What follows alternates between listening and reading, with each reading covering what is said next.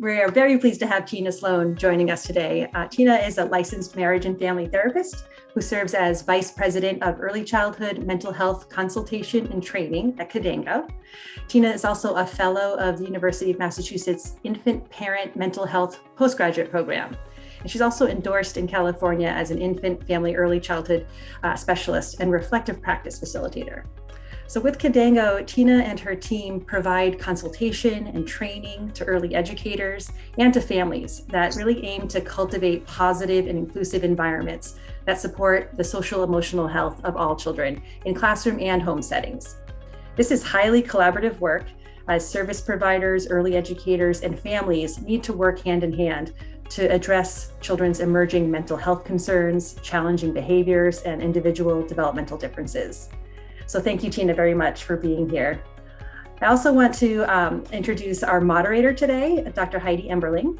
Heidi serves as the Director of Parents Place at the Center for Children and Youth, where she supports families, teachers, and young children in the community.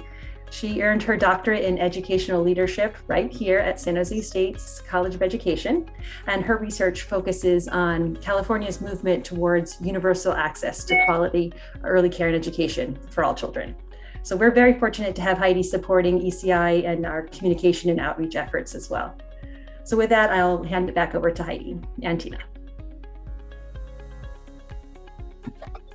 Hey, actually, I'm just going to let Tena take it away and introduce the topic, and then we'll have a conversation and we'll invite people to share their questions either live, or you can put your questions in the chat window and I can read them as well. So we really want everyone to be able to actively participate as we learn from Tena. Thank you. Well, all I can say is that I am exceptionally grateful for this opportunity, and I want to welcome all of you to being here. And you, me, us, we've collided. Our paths collided on this day, at this time, at this moment in history, to join in solidarity around healing-centered interactions across early childhood systems, settings, and service. So little did you know that you showed up today, or you'll be listening to this talk as a recording later, that you were becoming part of galvanizing and propelling a movement forward. So a movement in transforming our individual and collective consciousness and care towards others in the context in which we each respectively reside. So welcome, and that may surprise some of you, but I'm hoping that by the end of the conversation today, that hearing that you unintendedly joined a movement will be something that will be inspiring and exciting to you.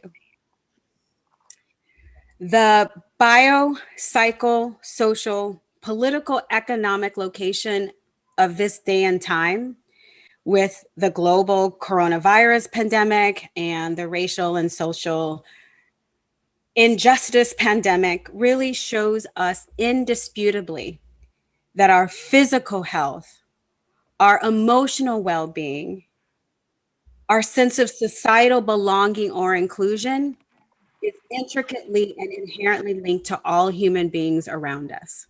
And I'm going to elucidate that even further as we go along. So we may not have recognized or really understood prior to 2020.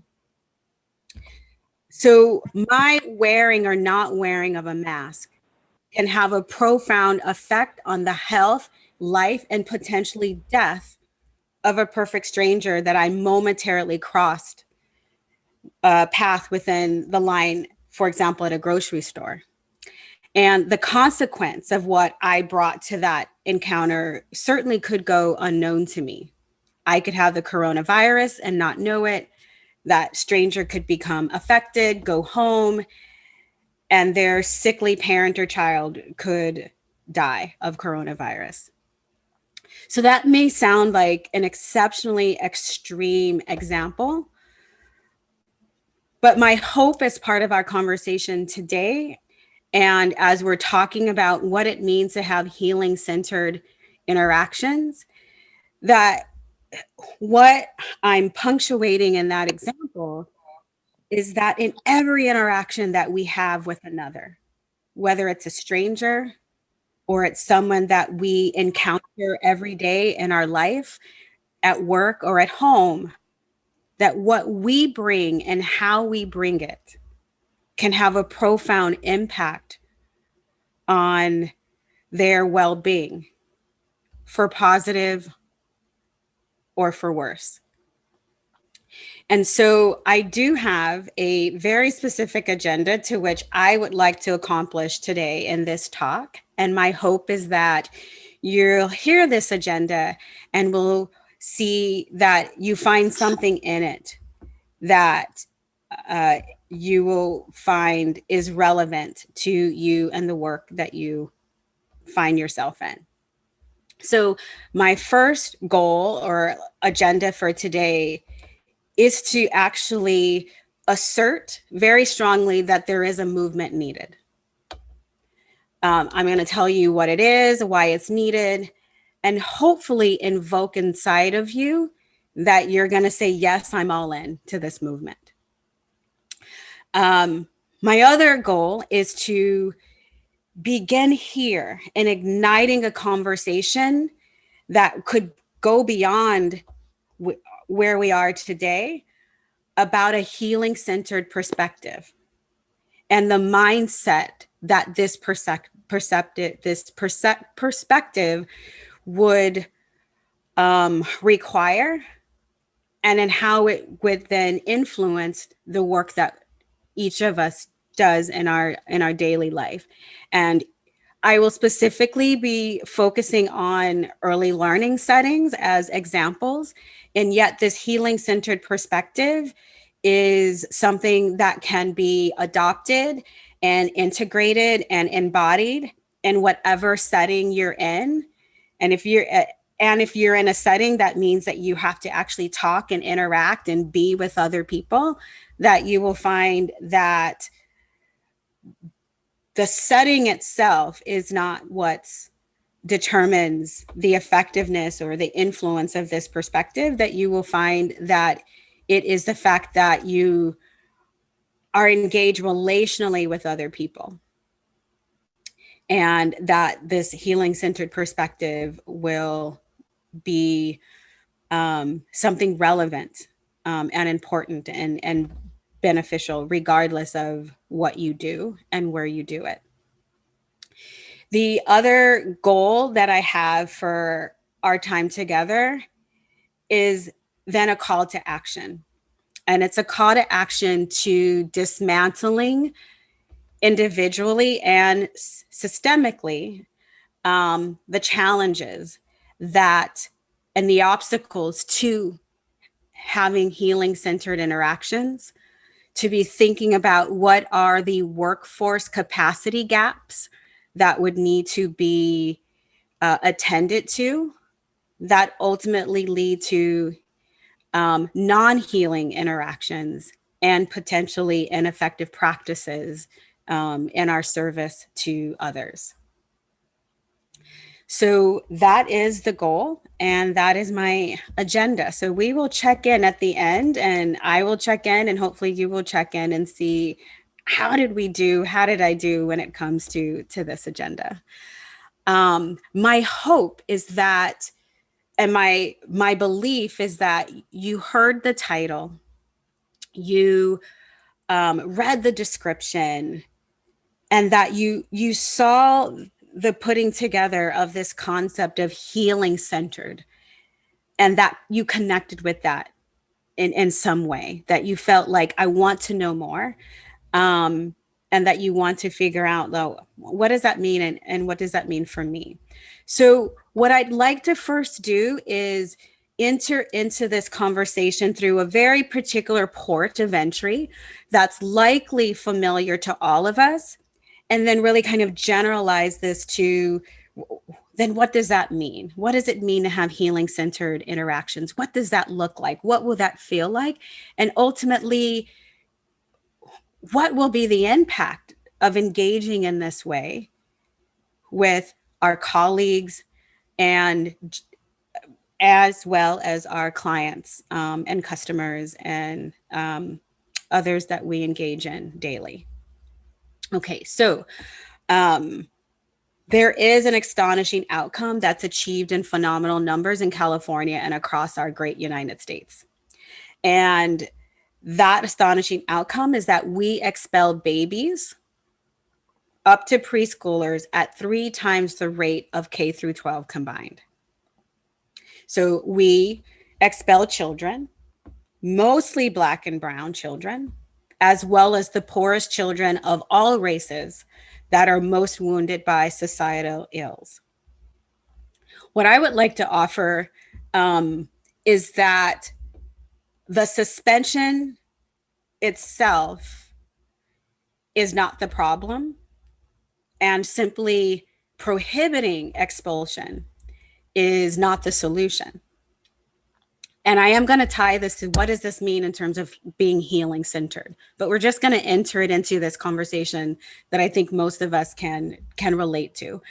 So what I'd like to offer is that expulsion is symbolic. Expulsion is the culmination of a myriad of factors. And it's the result of inadequate conditions and an ill-prepared system to be able to respond and embrace all children and the devastating impact of trauma, racism, poverty, and more. So this is not an indictment in a negative way that we are in systems that aren't equipped.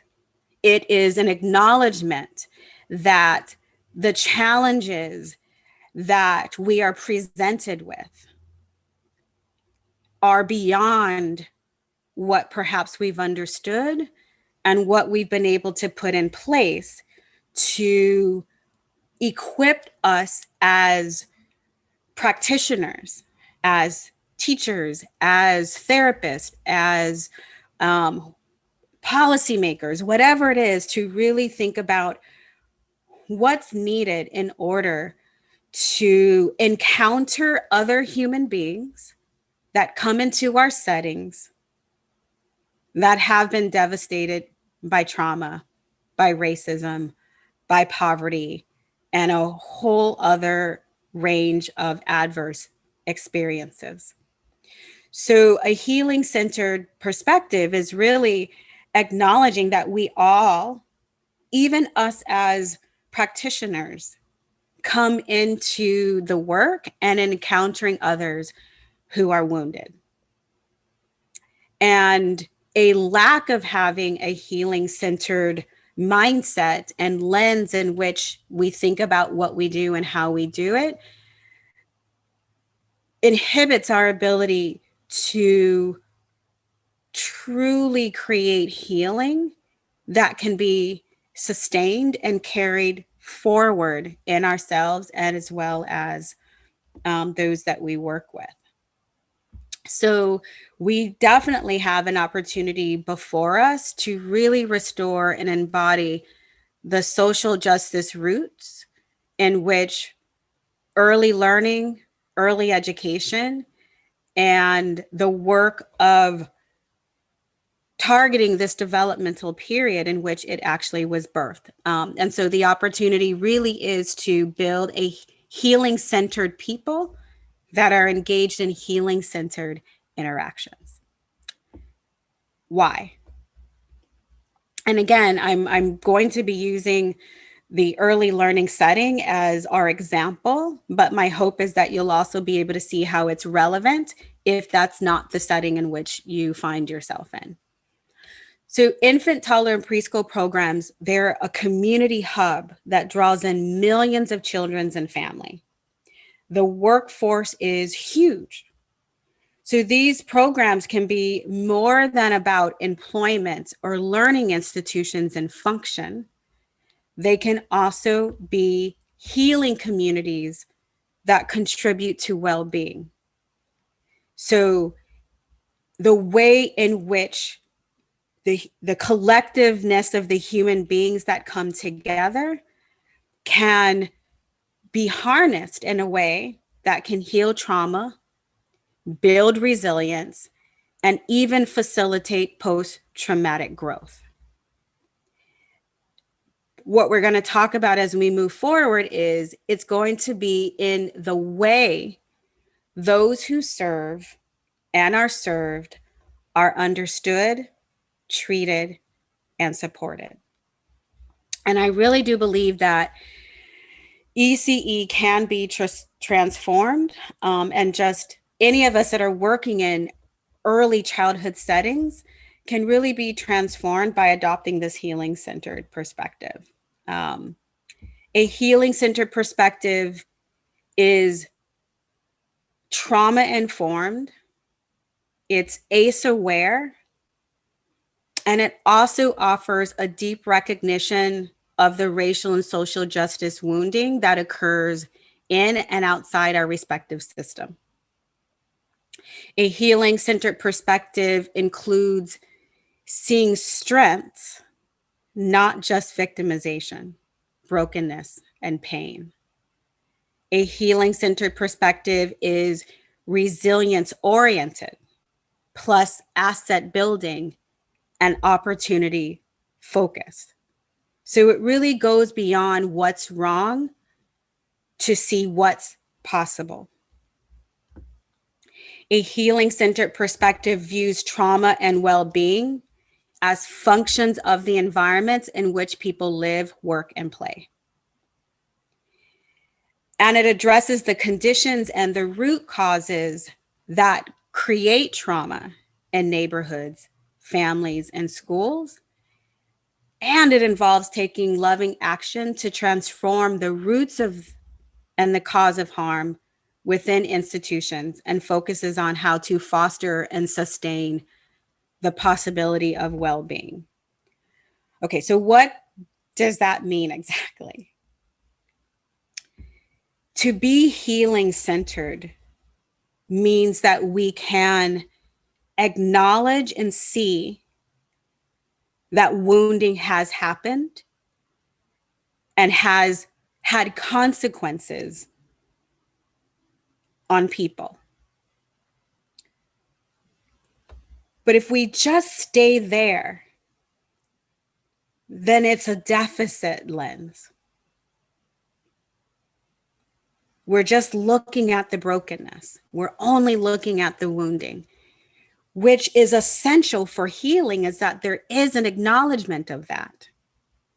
So in the work of trauma, one of the things as the therapist, as a clinician, that is essential for the healing of the individual and the community is that there is an acknowledgement of what's happened. So when we think about the Black Lives Matter and the killing of Black people at the hands of police, it's, can we have that conversation to where we're going beyond whose lives matter more or not, but that we can say every life in this situation matters. But it's essential for those who have been wounded by this situation, that there is an individual and a collective and a community acknowledgement that the wounding happened. So that's the first piece, is that acknowledging the victimization, acknowledging that there is brokenness, acknowledging that there is pain, is giving voice and acknowledgement that it actually happened. It's real. And that's essential to a healing-centered perspective. Then there also has to be an inclusion of being able to see people impacted by this adversity as not only not broken, but also whole at the same time. That there are strengths and assets that that person, that community possesses in light of and in spite of the wounding. So I really want to emphasize that a healing-centered perspective means that we're holding both. That one may have wounding and brokenness, and yet they can also be whole and strong at the same time. It goes from focusing on that the trauma happened to then what's possible as a result of what's happened. And that there is both an individual responsibility that's taken and a collective responsibility that occurs. So in creating healing-centered experiences, there's a couple of things that are required. First, it requires intentionality in terms of wanting to engage in whatever work you do, whether it's teaching, whether it's therapy, whether it's advocacy, that there is an intentionality that you recognize that there is something more within how you do it that is just important as what you're doing. And then it requires humility, which can be very difficult and very hard to do. The other part in being able to create healing-centered experiences goes back to the point I made earlier, is that we have to assume that the person we're thinking about, the community that we are focusing on, that person comes with wounds and wholeness, so that we can act with care, compassion, and sensitivity. There is a recognition and attention to our own wounds and our own wholeness. That this isn't something that's out there for those people over there, that the brokenness and the wounds are not located here, but that it's both. That I have wounds, I am also whole, and that those around me, whether I know their story or not, that we are united in that shared place. That as human beings, we all have wounds and we all are whole. Our treatment and reaction towards others is not a reaction to perceived differences or judgments of their behavior, which is probably the hardest thing. So what I'd like to then offer is an example of this. I was working with a father in an early learning setting regarding their daughter. And this father and daughter reside in a community that is often viewed in terms of what we feel it lacks versus what it also possesses. And so because of that, this father, given his history and the experiences, that wasn't always the easiest to engage with. And so in that scenario, I have a choice to react and respond to the way in which that father's wounding is being expressed in that interaction. Or I can treat and react to that other person beyond what they present to me. But to be able to, one, see that this is probably coming from a place of wounding. And yet I also see this person as a valuable, important human being that has something to say. And can I hear it?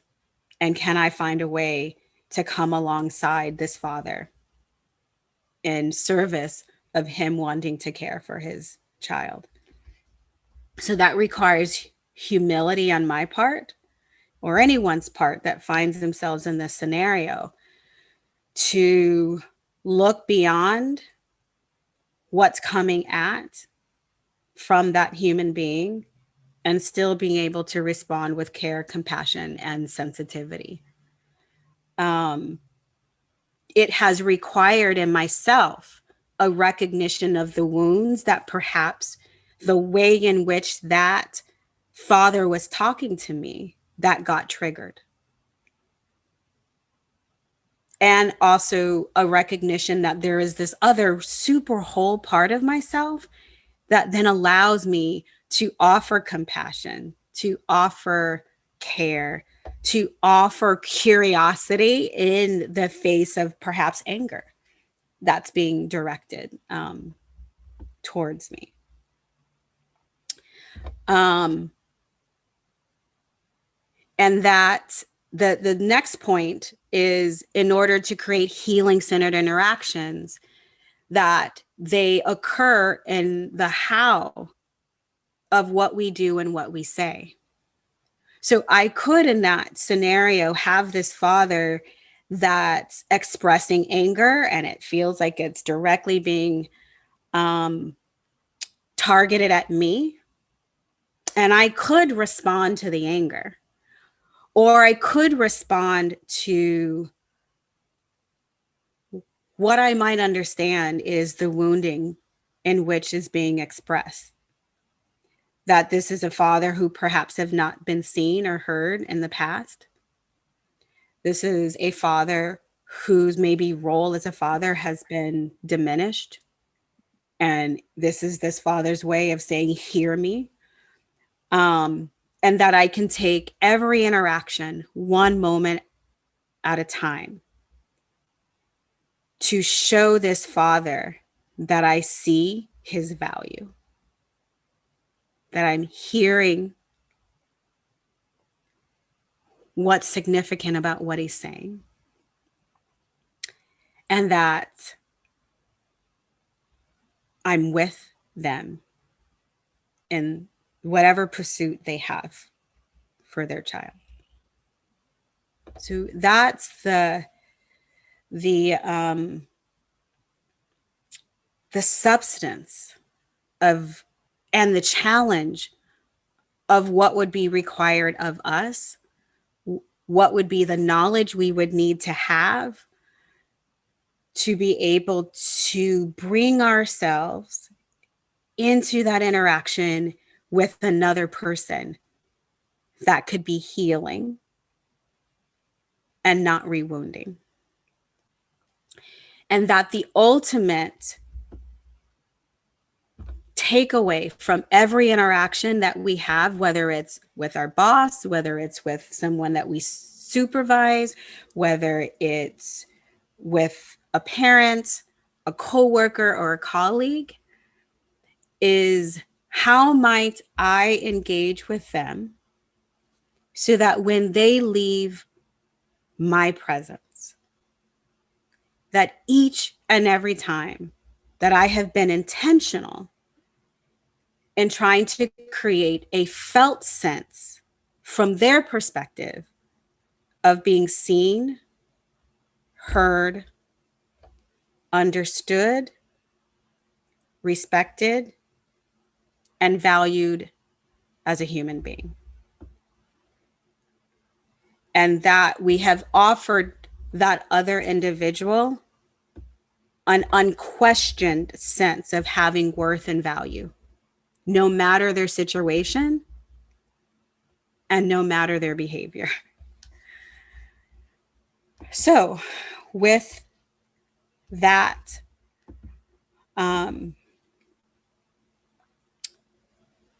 description of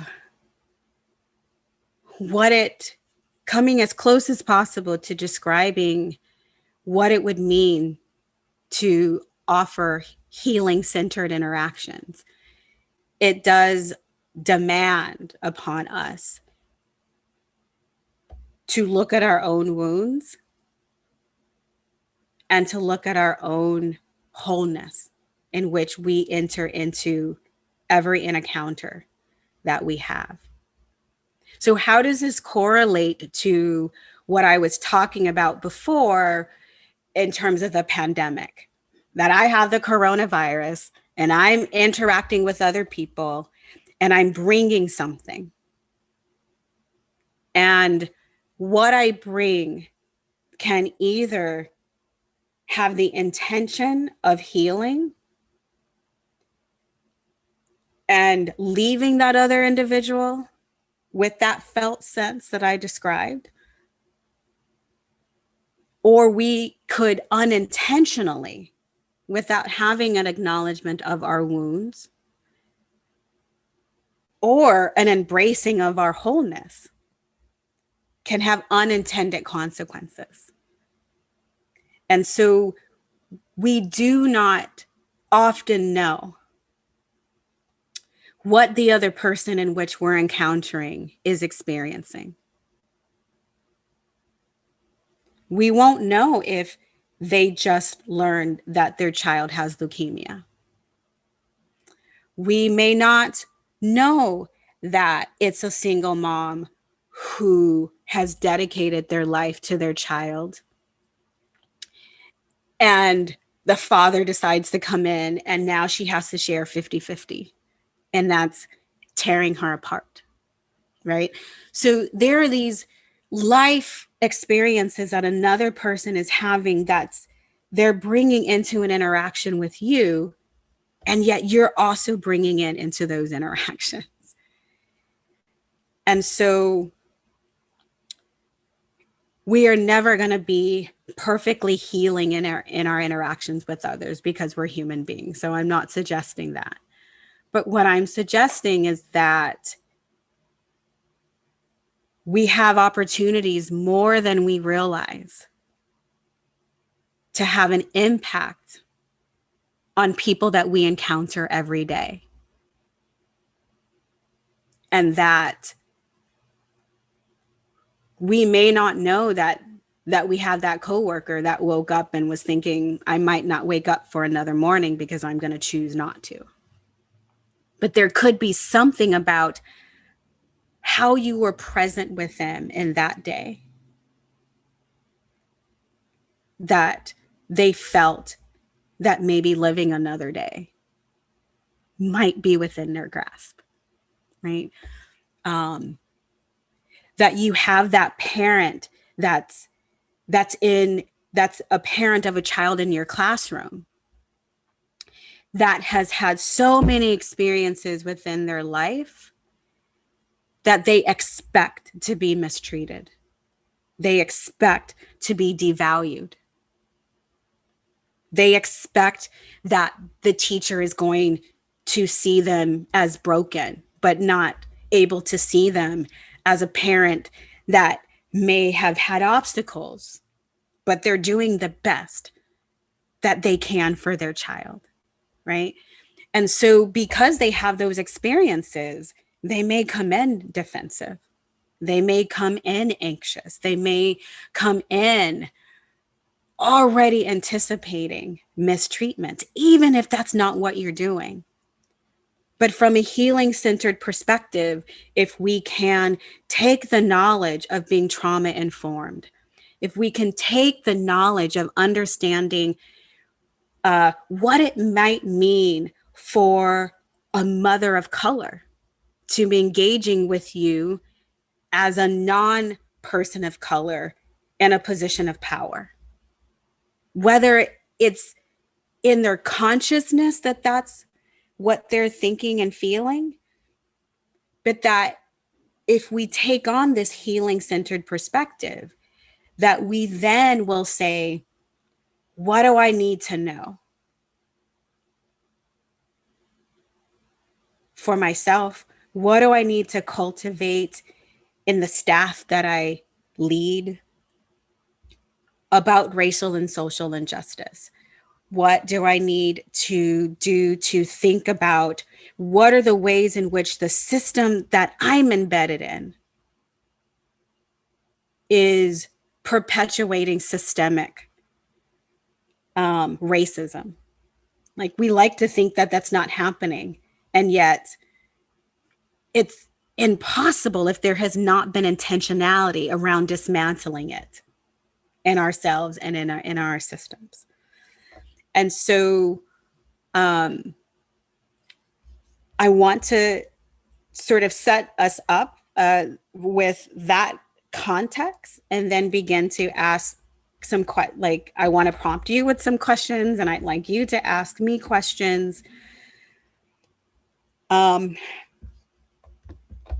I wanted to leave with this quote that I found, that I discovered, and I'm starting to sort of put out there, is that Dr. Martin Luther King once said that there comes a time when one must take a position that is neither safe nor popular, but it is taken because one's consciousness knows it's right. One's conscious knows it's right. And so for us to be healing-centered people within systems and organizations may mean that we might bring up conversations that will not be popular and may not be welcomed and may not be comfortable. And yet we do it anyway with the utmost sensitivity and caring, because we know it's right to do. Because the person to the left of us, the person to the right of us, needs us as an individual and as organizations to decide to do what may not be popular, but what we know is right. And so having this movement that's talking about and bringing forward healing-centered perspectives will require courage, will require being brave, and it will require being the one that starts conversations about the thing that may not be popular. But if you can then imagine, so I want to paint the picture of what, and this is going to be my first question that I want to prompt for conversation, is, can you imagine what it would be like if you was part of a system and part of an organization and part of a team that made a healing-centered perspective integral to where every interactions is so consciously thought about, that each person feeling seen, heard, understood, valued is consistently before us as the goal. So even though you're a teacher and you're wanting to close the academic gap, that you can do that, you can help increase literacy, that you can promote social emotional development through curriculums. Like, you can do all of those things and hold that you're also wanting to help promote healing in every interaction. That you can see that my job is both, my goal is both, and that the actual outcome may be contingent on those healing-centered interactions. So this is where I'd like to get off my high horse now and sort of create this space and this opportunity for conversation around what you just heard, and first position it with just you. So when you think about the work that you do, the places that you do it, what difference would it make for you as a human being if you were embedded in a culture and in interactions and with a team that this was at the forefront of the how you do your work. So with that, I'm going to pause and give you listening the opportunity to locate yourself in terms of what that would mean in terms of creating healing for your wounds and creating and tapping into the wholeness that's inside of you. Thank you so much, Tena, for being so thoughtful and reflective, and for inspiring us to think about how we can create these healing-centered interactions in each of our workplaces and in each of our interactions. Mm-hmm. I would love to echo Tena's invitation to please raise your hand or type in the chat window, or if you aren't feeling heard or seen, please unmute and let us know that you want to share something in our conversation today. And just if I could share a reflection I've had while you were speaking, I've been thinking a lot about this pandemic and how it's affecting all of us in our interactions, which tend to be in these little boxes these days.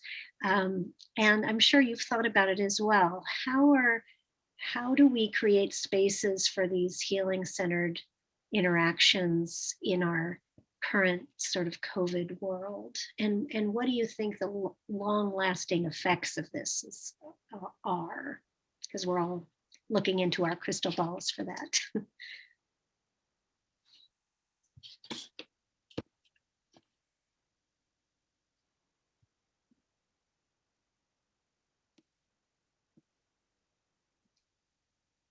And Tena, you're muted if you wanted to share something. So I just want to hold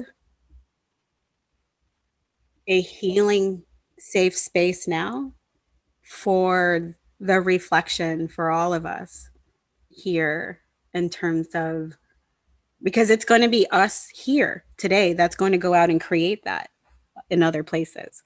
And so I just want to allow the silence, and I want to allow the time it sort of takes to take something in and to reflect on it, and then tap into that courage to speak up in a group where there are like 35 other people here. And so it's an invitation. So an invitation can be something that you take in and it's just for yourself, or you may be compelled to want to share. So it's simply an invitation and just an opportunity to take in as a group.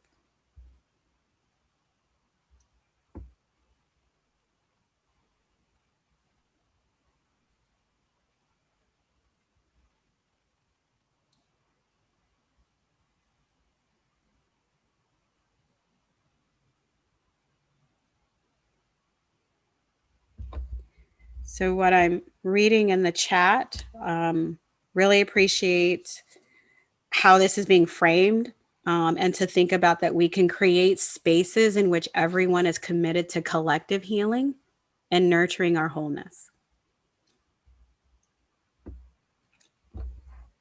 And that we can hold parents in the same way in a reflective, strength-based approach and be with. And so Maria is saying, I've learned to slow down and be aware of my own assumptions. So what if you were in organizations and with teams that slowed down to hold you and to have a space of what are the assumptions that are being made, and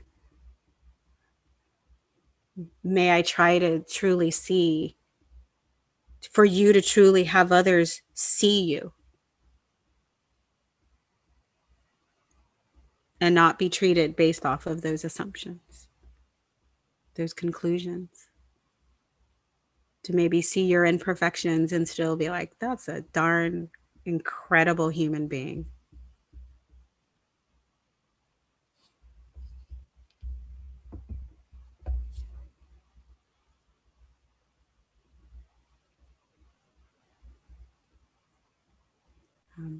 In the chat, it says, I appreciate the acknowledgement that we are all both broken and whole.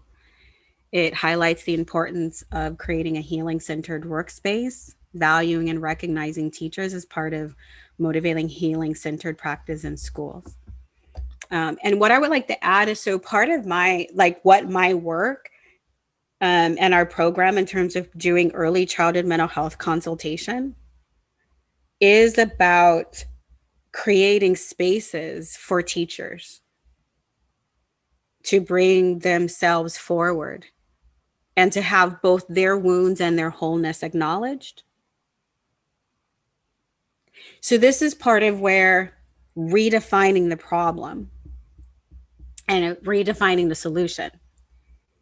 So in early learning settings, even when you think about early child mental health consultation, we think of it, it exists because there's challenging children with challenging behaviors and challenging parents who don't get on board with what we want them to do in our early learning settings, right? And we sort of define that as the problem. And not to say that a part of what makes what we do challenging is the fact that we have children that are wounded and we have parents that are wounded, and they bring that wounding into the setting, right? And yet we also have teachers who are wounded, and we have teachers who have very similar backgrounds of the families. And so the problem doesn't end up being about the child. But in this context, early childhood mental health consultation is about what is it that teachers need so that when they encounter any child and any parent, that they are more equipped to be able to do that. And our consultation model, again, is like recognizing that we have teachers that are come in, they're both whole and wounded. And where is the space for a recognition of that, a working through of it? And let's face it, we live in a culture and a society where we all have implicit biases that we're not aware of. That we have woundings that show up in our interactions that can be out of our consciousness. So it's about creating these spaces where dialogues can happen. So those things that are the contributing factor to the struggles that occur, that the whole of it can be brought forward.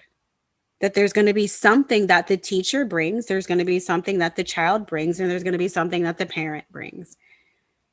And each of them are going to be bringing their wounding, and each of them are going to be bringing their wholeness. And sometimes those collide and it gets super messy.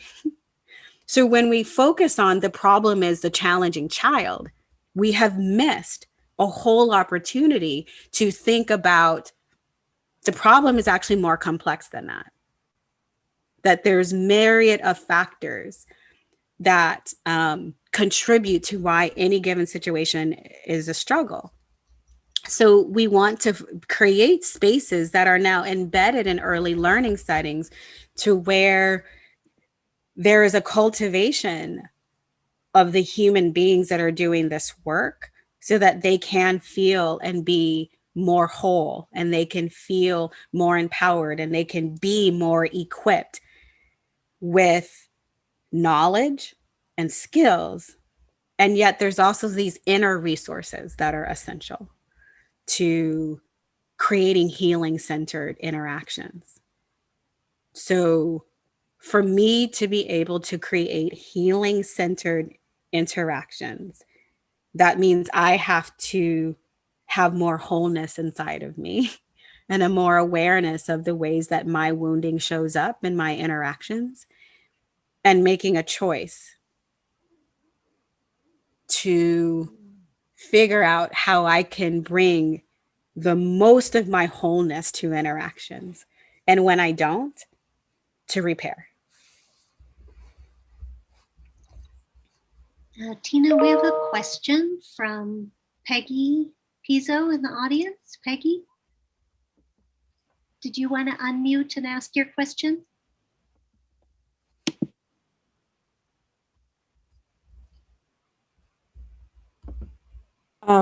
It's not really a question, but thanks, Heidi.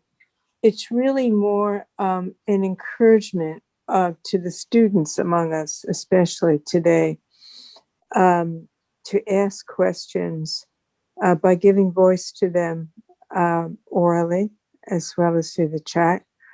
I've had the honor of knowing Tina for several years now, and I can promise every single student that you will get a response that will be incredibly affirming and wise. So I just wanted to put that out there to follow up on Tina's invitation. This was my idea, not hers. So I hope she'll forgive me for it. But I do think it's a great opportunity for students and young professionals to encounter someone who has the wisdom that Tina has in back and forth conversation. Thank you, Peggy.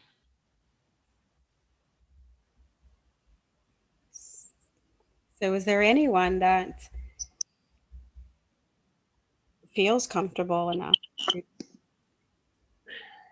give a response or a reaction to what you heard and what you felt as you heard it?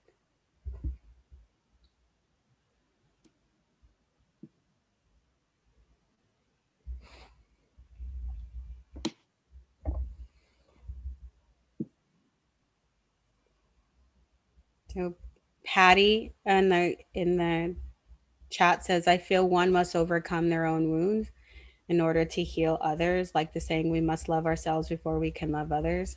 How can we find the whole in us to allow us to practice the healing interactions? Yeah, that's the $1 million question, and then a very important question is, I think the first part has to do with the self-compassion that we can hold for ourselves in the acknowledgement that you have a wound and you have. We had, I think, like 20 people behind us.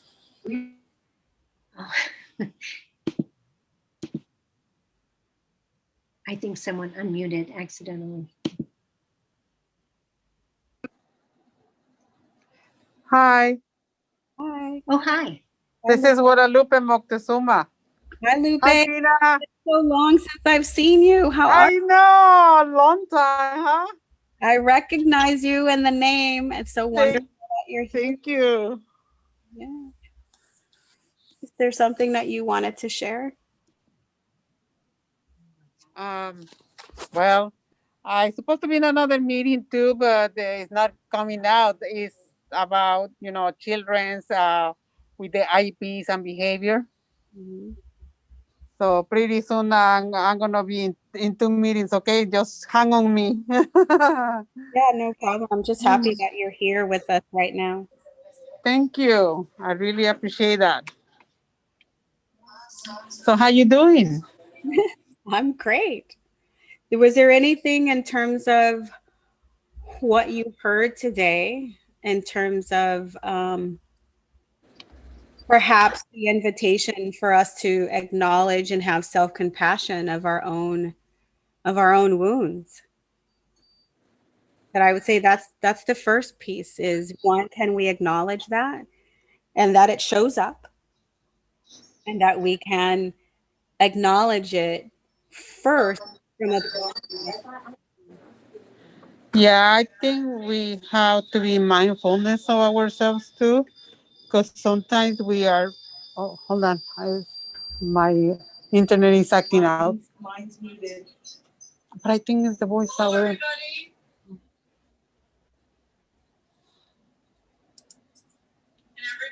Okay, mine is mute. Okay. Sorry about that. Um, it's just having mindfulness, I think, to do something about ourselves. So in order for us to help the children too. Yes. Yeah. Thank you so much for sharing, Lupe. It's wonderful to see you and to hear your voice and to Thank you. I remember you a lot. hear your perspective. Thank you. So Jennifer is saying something that stuck out to me was that we shouldn't let our prejudice of others, especially as teachers and caregivers, affect the way we interact with, let's see, I lost my train of thought.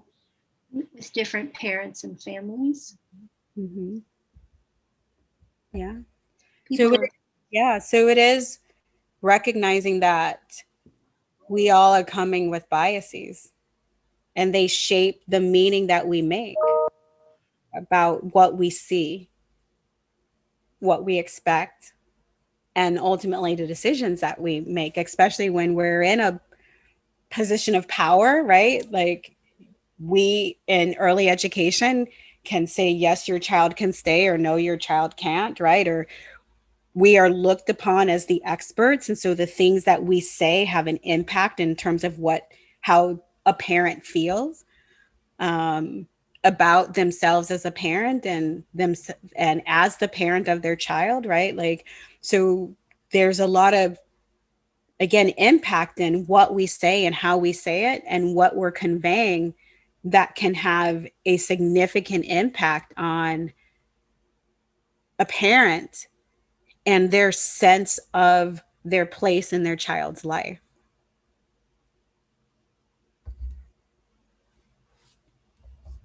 So that is another part, having self-compassion about ourselves and then being able to recognize that we filter people and interactions through our own lenses.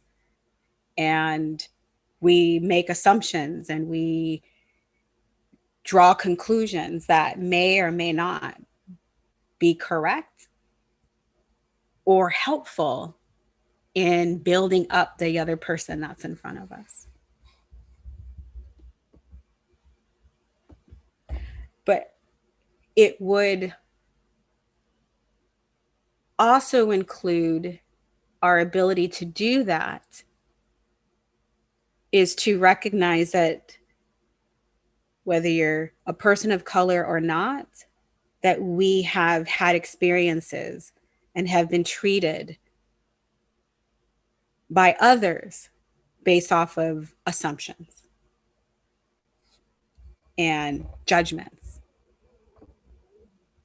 And what has it felt like and how has it impacted you as a result of having those experiences?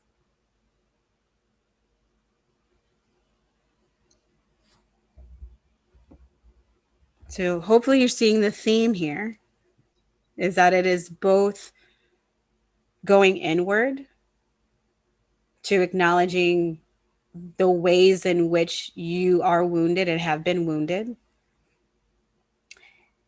and having self-compassion for that and taking responsibility for that and how it shows up in the way in which we engage with others. And can we hold both at the same time?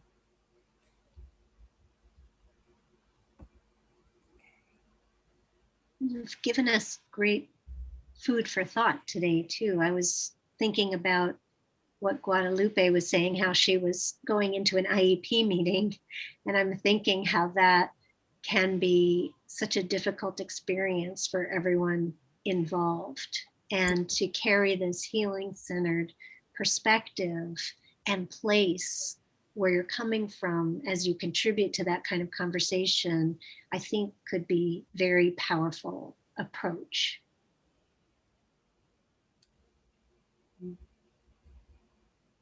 And I'm loving in the chat that there's this hunger for more specific strategies and practices, which is not surprising for a group of teachers. Give me something tangible. And so also know, like, as a therapist, like, I'm totally comfortable with the unended, unanswered, not something concrete coming out of it, right? And so I always appreciate being anchored by teachers to say, okay, that's all great and philosophical. Now, what do I do? Which I absolutely love here. And what I would say to that is, that's dynamic and not formulaic, which is not a satisfying answer for many of us. And yet there can be very specific things that we can do, which I'll give you. For example, let's take the IEP situation. And I think of how many times I have sat with a parent who learned that either their child was diagnosed with autism or that their child has some individual differences that requires extra help. And I'm a mama of a 6-year-old. So when I first try, like, and you find your way of connecting, right? So the first thing I try to do is say, if I was that parent, and this is my precious baby that I birthed or I adopted, right? Like, that means everything to me. And I am discovering and being told by others who don't know my child or love my child the way I do. How would I need that other group of people to be with me, to be able to take in that information? What would I need? So this is where it's not formulaic, right? Like, you're going to have to find your way of being and what the way that you would then be with that parent, right? But I would have to think about a couple of things. I would have to think, and part of it is going to be gauging by how the parent reacts, right? If they're defensive, how am I going to interpret that? They disagree with the diagnoses. They disagree with the goals. How am I going to interpret that?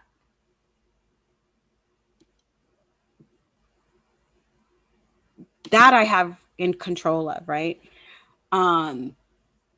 So preparing for a meeting, I would be thinking, what are all the possible ways that this parent might react to what's going to transpire in this conversation today? And how might I intentionally choose to see it from their perspective and to feel it from their perspective? And observing as the conversation is going, is I know I have my outcome, right? Like, we got to go over this. We need, whatever to happen. We got to get signature, like whatever, right? So am I focused simply on the outcome that's needed?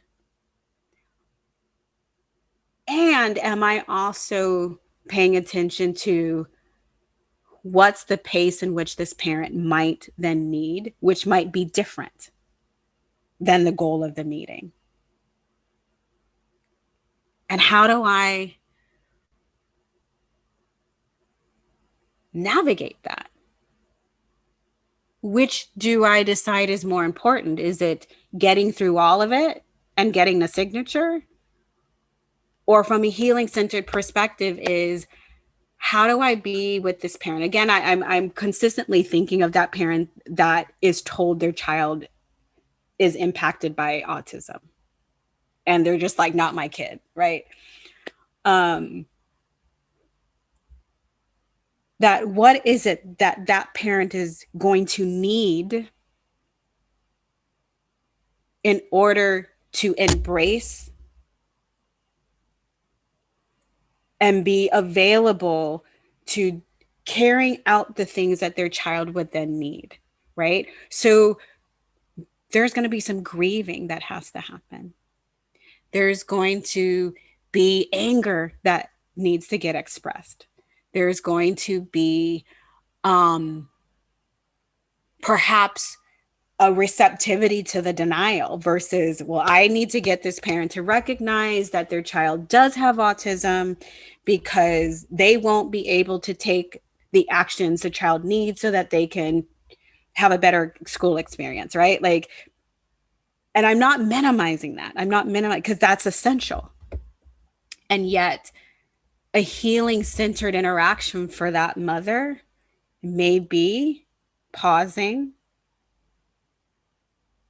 and acknowledging what's happening for them emotionally and what it's like to hear, and maybe even validate their difference in opinion of their child, right? So this, every situation is different, but I think it's like, how can we zero in on the humanness of the other individual and really sort of consider what might be happening for them, and how might I also attend to that, even though I have a goal at the end. And then, which do you choose? Do you choose the goal, or do you choose responding to the human being and where they're at the moment? Such an important thing to consider when you're entering a meeting that could need to be unpacked, and there to be space for everyone to experience what they need to experience, like you were so eloquently stating. I'm looking at the time, and I just want to acknowledge and thank you so much for this part of the presentation and laying out this amazing approach to this healing-centered perspective. And for everybody who's still with us, I know we put out there that we would go from 3 to 4 and then 4 to 4:30. We really want a student-centered approach so that students can really ask their questions of Tena. You're welcome to stay on, students, and ask your questions in a safe environment. And I really want to thank everyone for joining us today at the Early Childhood Institute. And please stay in touch with us if you are going to be dropping off. We'll have more to come, and I'm sure we'll invite Tena back to have a follow-up conversation because there's so much more we can really think about together. But thank you, Tena, so much for this first part of the conversation. Thank you all for joining us as well. Thank you for all of your attention and all that you are already doing that is aligned with a healing-centered perspective.